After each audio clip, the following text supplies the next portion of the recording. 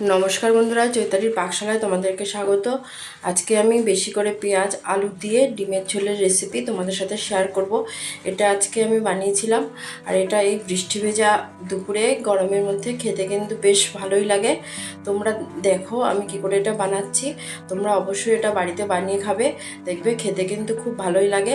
আর অন্য কিছু যদি করতে ইচ্ছা না করে, এটা দিয়ে কিন্তু পুরো ভাতটাই খাওয়া হয়ে যায়। আর আমি এটা বানিয়েছিলাম, খেতে কিন্তু খুব অসাধারণ হয়েছিল। তবে বন্ধুরা দেখে নাও আমি এটা কি করে বানাচ্ছি। দেখো, একটা কড়াই নিয়ে নিয়েছি, কড়াইয়ে সর্ষের তেল দিয়ে দেবো। আর আমি আগে থেকে ডিমগুলো সেদ্ধ করে রেখেছি, সেটা তোমাদেরকে দেখাইনি।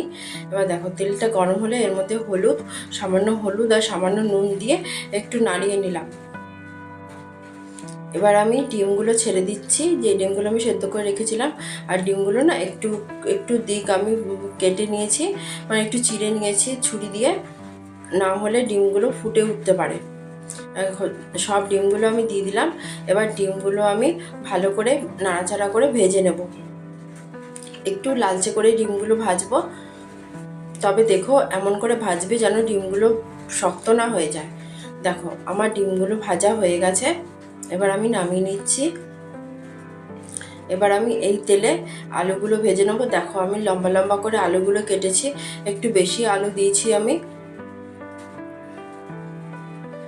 আলুগুলো এপিট ওপিট করে খুব সুন্দর করে লালচে করে ভেজে নেবো, যেন ভাজতে ভাজতে আলুগুলো 80% মতো নরম হয়ে যায়।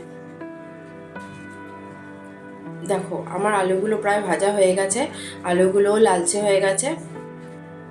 এবার আমি আলুগুলো একটা বাটিতে নামিয়ে নিচ্ছি। দেখবে এক এক সময় আমাদের রান্না করতে ইচ্ছা করে না, তখন মনে হয় কেউ যদি একটু রান্না করে দিত, কিন্তু সবার বাড়িতে তো সম্ভব না, কেউ রান্না করে দেওয়ার কেউ থাকে না। তবে এই একটা পদ রান্না একটু ভালো করে করলেই কিন্তু পুরো খাওয়াটা হয়ে যায়। দেখো, আলুগুলো আমি নামিয়ে নিলাম। এবার জিরে ফোড়ন দিয়ে দিয়েছি। ফোড়নটা একটু ভাজা হয়ে গেলে আমি পেঁয়াজ কুচি দিয়ে দিচ্ছি। এখানে আমি 3টে বড় সাইজের পেঁয়াজ একেবারে ভালো করে কুচি করে কেটে নিয়েছি। এবার আমি এই পেঁয়াজটা ভালো করে নাড়াচাড়া করে পুরো লালচে করে ভেজে নেব। পেঁয়াজটা ভাজা হোক, এইদিকে দেখো আমি এখানে কয়েকটা রসুন নিয়ে নিয়েছি, আর কতগুলো কাঁচা লঙ্কা নিয়েছি, আর সামান্য একটু আদা নিয়েছি। মানে কাঁচা লঙ্কাগুলোই আর কি লাল হয়ে গেছে, সেরকমই নিয়েছি। এবার ওইগুলো দিয়ে আমি সবগুলো দিয়ে একটা পেস্ট তৈরি করে নেব। দেখো, এইদিকে পেঁয়াজটা ভাজা হচ্ছে, পেঁয়াজটা ভাজা হয়েই গেছে।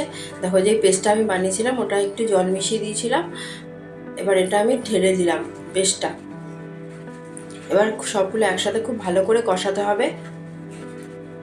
এবার এর মধ্যে আমি 1 চামচ মতন জিরের গুঁড়ো দিয়ে দিয়েছি।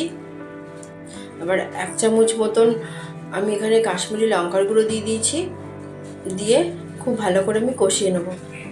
আর এখানে দেখো, আমি 1 চামচ মতন ধনের গুঁড়ো দিয়ে দিলাম। সবগুলো একসাথে খুব ভালো করে কষাতে হবে। আর অবশ্যই গ্যাসের আঁচটা এই সময় মাঝারি করে রাখবে।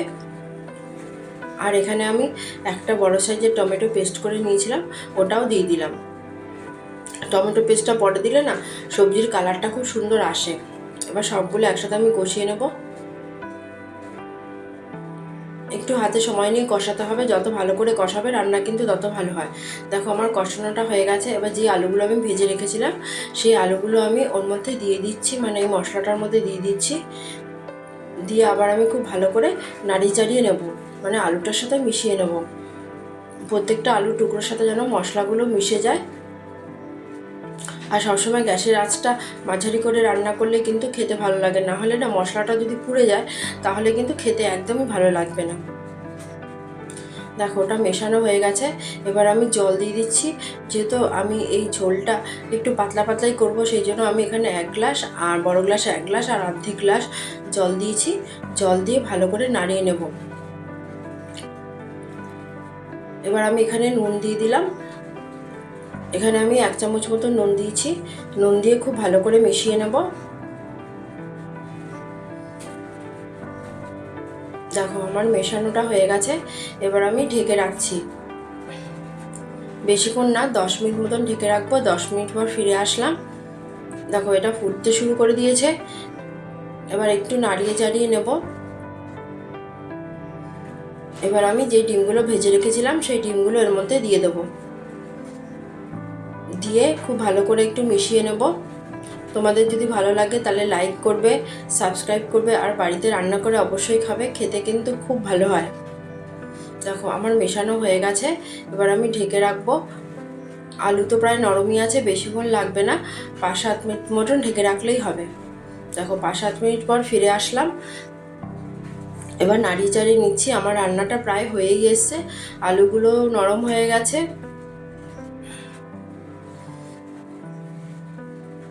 এবার আমি এখানে গরম মশলার গুঁড়ো দিয়ে দিচ্ছি, দিয়ে খুব ভালো করে নাড়িয়ে নেব যেন পুরো ঝোলের সাথে গরম মশলার গুঁড়োটা মিশে যায়। এবার একটা বাটিতে আমি সার্ভ করে দেখাচ্ছি, দেখো সার্ভ করেছি।